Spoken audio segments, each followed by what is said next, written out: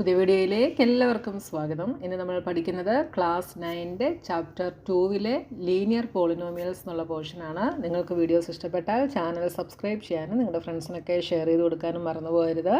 അപ്പോൾ എന്താണ് ഈ പോർഷനിൽ നമുക്ക് പഠിക്കാനുള്ളതെന്ന് നോക്കാം. അപ്പോൾ നമ്മളിവിടെ ആദ്യം ഒരു എക്സാമ്പിളിലൂടെയാണ് ഇത് എക്സ്പ്ലെയിൻ ചെയ്യുന്നത്. The perimeter of A square of side X is 4x which is A linear polynomial in the variable X. അപ്പോൾ ലീനിയർ പോളിനോമിയൽ എന്ന് വെച്ചാൽ എന്താണ് എന്ന് കഴിഞ്ഞ ക്ലാസ്സിൽ നമ്മൾ പഠിച്ചു. എന്താണ് ലീനിയർ പോളിനോമിയൽ? ഡിഗ്രി 1 വരുന്ന പോളിനോമിയലിനെയാണ് നമ്മൾ ലീനിയർ പോളിനോമിയൽ എന്ന് പറയുന്നത്. അപ്പോൾ ഇവിടെ എക്സിൻ്റെ ഡിഗ്രി എന്താ? 1 ആണ്. അതുകൊണ്ട് 4x ഒരു ലീനിയർ പോളിനോമിയലാണ്. അപ്പോൾ നമുക്കറിയാം സ്ക്വയറിൻ്റെ പെരിമീറ്റർ കണ്ടുപിടിക്കുന്ന ഇക്വേഷൻ എന്താ?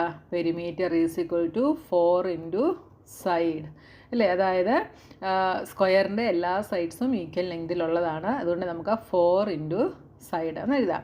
അപ്പോൾ സൈഡിനെ നമ്മളിവിടെ സൈഡിൻ്റെ ലെങ്ത് എക്സ് ആണ് എന്ന് പറഞ്ഞിട്ടുണ്ട്. അതുകൊണ്ട് 4x എന്ന് നമുക്ക് കിട്ടി. അപ്പോൾ ഈ 4x എന്താണ്? ഒരു ലീനിയർ പോളിനോമിയലാണ്. അതിൻ്റെ വേരിയബിൾ എക്സ് ആണല്ലേ, which is A linear polynomial in the variable x. Okay, find the perimeter of squares with the sides 1 cm, 1.5 cm, 2 cm, 2.5 cm and 3 cm. What will happen to the perimeters if the sides increased by 0.5 cm? അപ്പോൾ ആദ്യം നമ്മൾ 1 cm ഉള്ള സൈഡുള്ള സ്ക്വയറിൻ്റെ perimeter കണ്ടുപിടിക്കണം. പിന്നെ 1.5ൻ്റെത് കണ്ടുപിടിക്കണം. പിന്നെ 2 cm. അപ്പോൾ ഇവിടെ ഓരോരുത്തടത്തും എന്താണ്? 0.5 വെച്ച് സൈഡ്സ് ഇൻക്രീസ് ആകുന്നുണ്ട്. അങ്ങനെ ഇൻക്രീസ് ആയി വരുമ്പോൾ പെരിമീറ്ററിന് എന്താണ് സംഭവിക്കുന്നത് എന്നുള്ളത് നമ്മൾ പറയണം. അപ്പോൾ അതിന് വേണ്ടി നമുക്കിതൊന്ന് ചെയ്ത് നോക്കാം. അപ്പോൾ ആദ്യം സൈഡ് 1 cm, സൈഡ് 1 cm. അപ്പോൾ പെരിമീറ്റർ എന്ന് പറയുന്നത് എന്താ? 4 ഇൻറ്റു സൈഡാണ്. അപ്പോൾ ഇവിടെ പെരിമീറ്റർ എന്ത് കിട്ടും? 4 ഇൻറ്റു 1 ഈസ് ഈക്വൽ ടു 4 എന്ന് കിട്ടി. ഇനി അടുത്തത് സൈഡ് 1.5 cm. അപ്പോൾ സൈഡ് 1.5 cm എടുക്കുമ്പം പെരിമീറ്റർ എന്ത് വരും? 4 ഇൻറ്റു 1.5 ദാറ്റ് ഈസ് 6 cm. അപ്പോൾ സൈഡ് 1 cm ആയിരുന്നപ്പോൾ നമുക്ക് പെരിമീറ്റർ 4 cm കിട്ടി. സൈഡ് 1.5 cm ആയപ്പോൾ പെരിമീറ്റർ 6 cm കിട്ടി. ഇനി അടുത്തത് സൈഡ് 2 cm. അപ്പോൾ സൈഡ് 2 cm എടുക്കുമ്പോൾ പെരിമീറ്റർ എന്ത് വരും? 4 ഇൻറ്റു 2 ദാറ്റ് ഈസ് 8 cm. ഇനി അടുത്തത് സൈഡ് 2.5 cm. അപ്പോൾ 2.5 cm ആകുമ്പോൾ perimeter 4 into 2.5 that is 10 cm. ഇനി അടുത്തത് സൈഡ് 3 cm. അപ്പോൾ പെരിമീറ്റർ എന്ത് വരും? Perimeter is equal to 4 into 3 is equal to 12 cm. അപ്പോൾ ദാ ഇവിടെ നോക്കിയാൽ ഓരോരുത്തടത്തും സൈഡ് ലെങ്തിൻ്റെ കൂടെ 0.5 cm വെച്ച് ഇൻക്രീസ് ആയപ്പോൾ പെരിമീറ്ററിൽ എന്ത് സംഭവിച്ചു എന്ന് നോക്കിയേ. 1 cm ആയിരുന്നപ്പോൾ പെരിമീറ്റർ എന്തായി? സൈഡ് 1 cm ആയപ്പോൾ പെരിമീറ്റർ 4 cm ആയി. സൈഡ് 1.5 cm ആയിരുന്നപ്പോൾ പെരിമീറ്റർ 6 cm ആയി. സൈഡ് 2 cm ആയപ്പോൾ പെരിമീറ്റർ 8 cm ആയി. സൈഡ് 2.5 cm ആയപ്പോൾ പെരിമീറ്റർ 10 cm ആയി. സൈഡ് 3 cm ആയപ്പോൾ പെരിമീറ്റർ 12 cm ആയി. അപ്പോൾ ഇവിടെയൊക്കെ എന്താ സംഭവിച്ചത്? ഓരോ പെരിമീറ്ററിൻ്റെയും കൂടെ 2 cm വെച്ച് വീണ്ടും വീണ്ടും ആഡായിക്കൊണ്ടിരുന്നു അല്ലേ? അപ്പോൾ സ്ക്വയറിൻ്റെ സൈഡിൻ്റെ കൂടെ 0.5 cm ഇൻക്രീസ് ആയപ്പോൾ പെരിമീറ്ററിൽ എന്ത് സംഭവിച്ചു? പെരിമീറ്റർ 2 cm വെച്ച് ഇൻക്രീസ് ആയി. ഓക്കെ, ഇനി നമ്മുടെ അടുത്ത example. A chess club charges A joining fee of ₹200 plus ₹50 for every match played. അപ്പോൾ ഇവിടെ ചെസ് ക്ലബിൽ ജോയിനിങ് ഫീസ് ₹200 കൊടുക്കണം. പിന്നെ അവർ കളിക്കുന്ന ഓരോ മാച്ചിനും ₹50 വെച്ചിട്ടും കൊടുക്കണം. The following table shows the amount a player will have to pay as the number of matches varies. അപ്പോൾ ഈ ടേബിളിൽ കാണിക്കുന്നത് ഒരു പ്ലെയർ കൊടുക്കേണ്ട എമൗണ്ട് ആണ് ഇവിടെ കാണിക്കുന്നത്.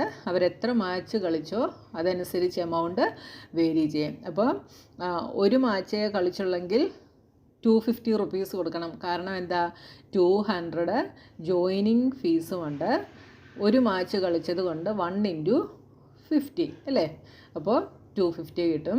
ഇനി ഇവിടെ അപ്പോൾ 2 മാച്ചസ് ആണ് കളിച്ചതെങ്കിൽ 300 റുപ്പീസ് പേ ചെയ്യണം. കാരണം എന്താ, 200 ജോയിനിങ് ഫീസും കൊടുക്കണം.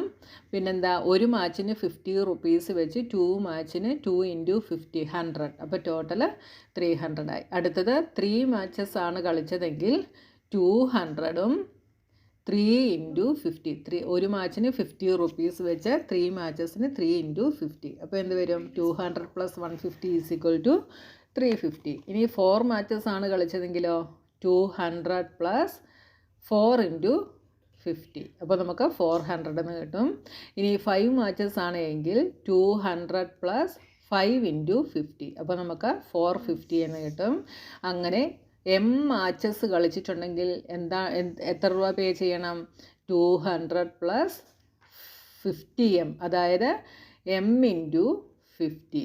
ഓക്കെ, 50M എന്ന് വെച്ചാൽ M × 50. ഇവിടെ എല്ലാം അങ്ങനെയാണ് ചെയ്തത് അല്ലേ.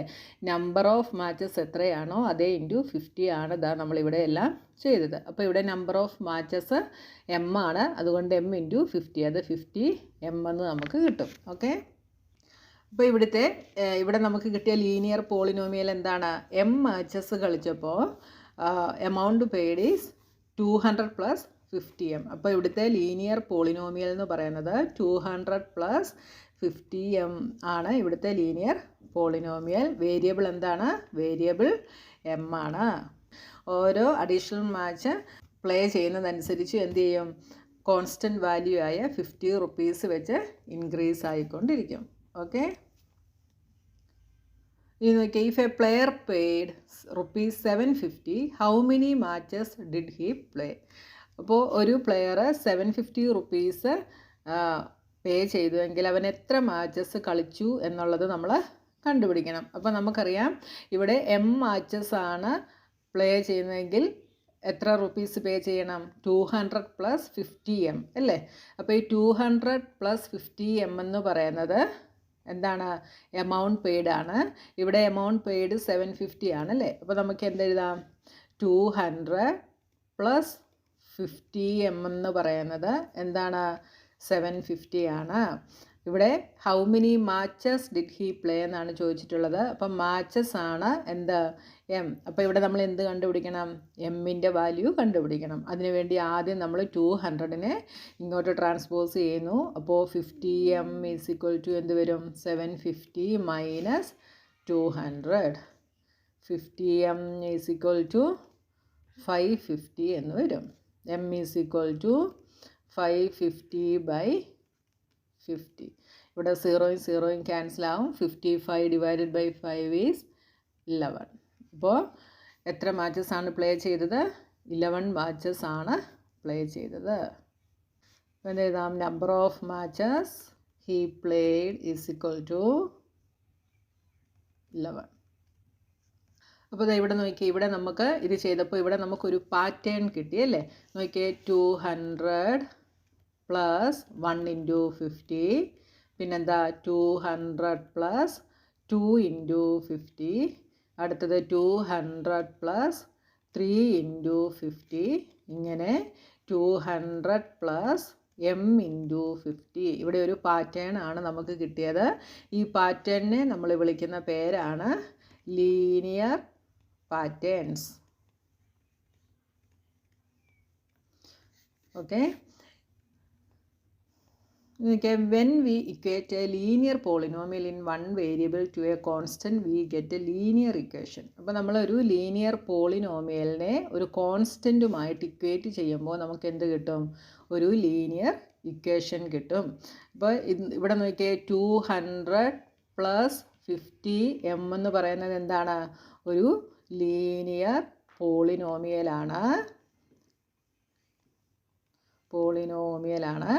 ഈ ലീനിയർ പോളിനോമിയലിനെ കോൺസ്റ്റൻ്റ് ആയ 750യുമായിട്ട് നമ്മൾ ഇക്വേറ്റ് ചെയ്യുന്നു.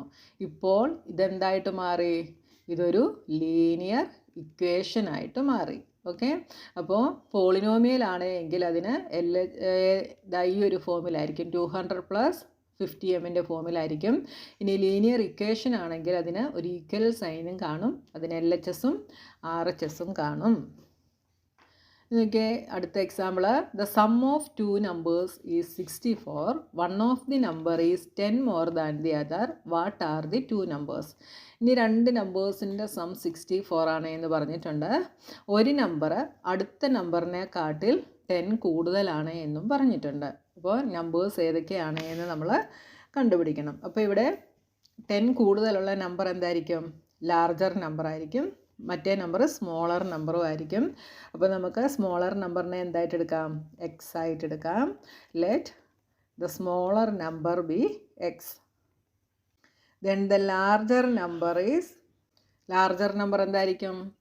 10 more than the other number. അതായത് സ്മോളർ നമ്പറിനെ കാട്ടിൽ 10 കൂടുതലായിരിക്കും. സ്മോളർ നമ്പർ ഈസ് എക്സ്, അതിനെക്കാട്ടിൽ 10 കൂടുതലാകുമ്പോൾ നമുക്ക് എന്ത് കിട്ടും? എക്സ് പ്ലസ് 10 എന്ന് കിട്ടും. ഓക്കെ, ഈ രണ്ട് നമ്പേഴ്സിൻ്റെയും കൂടെ സം എന്താണ് എന്ന് പറഞ്ഞിട്ടുണ്ട്? 64 ആണ് എന്ന് പറഞ്ഞിട്ടുണ്ട്. അപ്പോൾ നമുക്ക് എന്തെഴുതാം?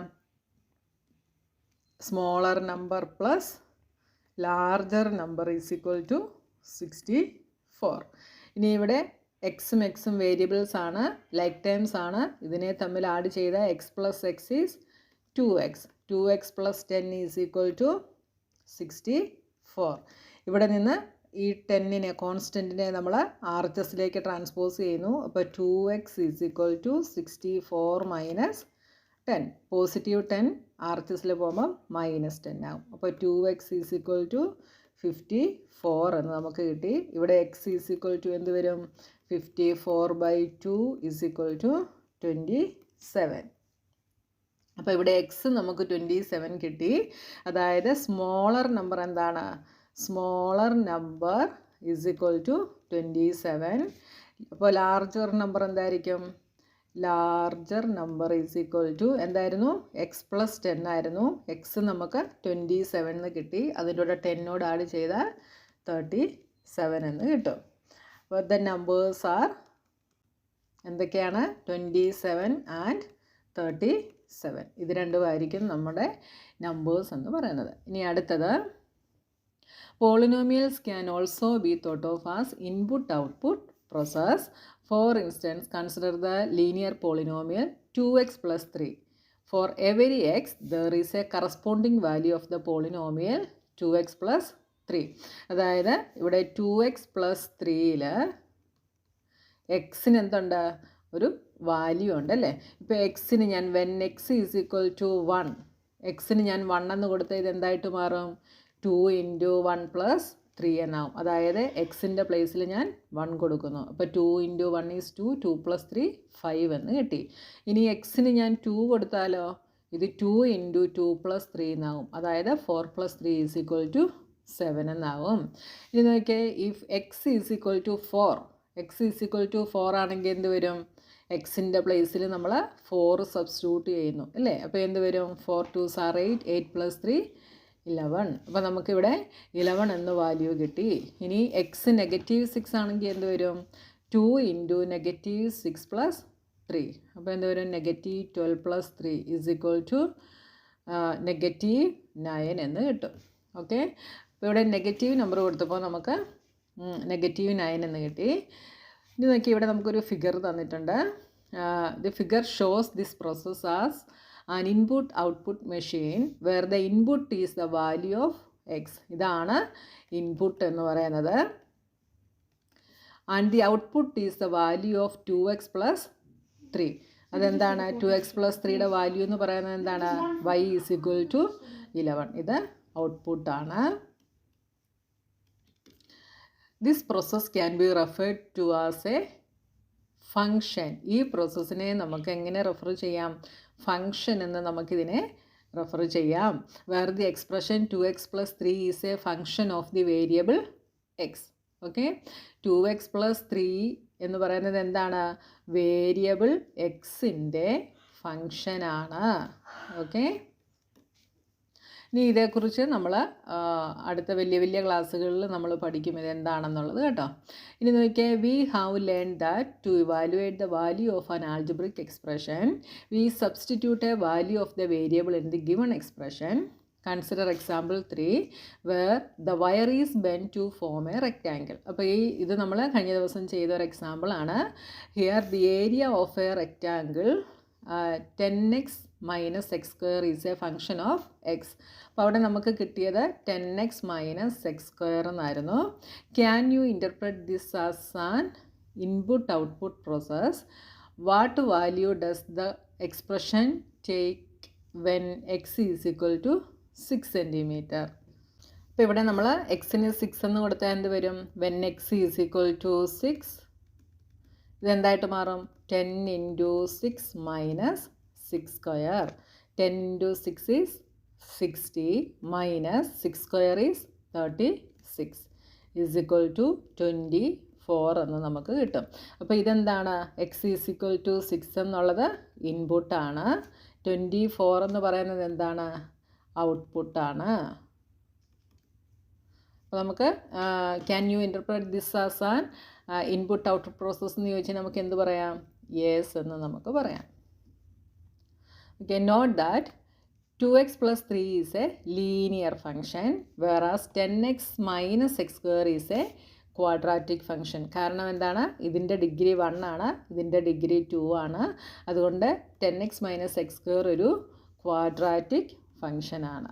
ഓക്കെ, അപ്പോൾ ഇന്നത്തെ ക്ലാസ്സിൽ നമുക്ക് ഇത്രയും മതി. ഇനി എക്സസൈസ് 2.2മായി നമുക്ക് നെക്സ്റ്റ് വീഡിയോയിൽ കാണാം.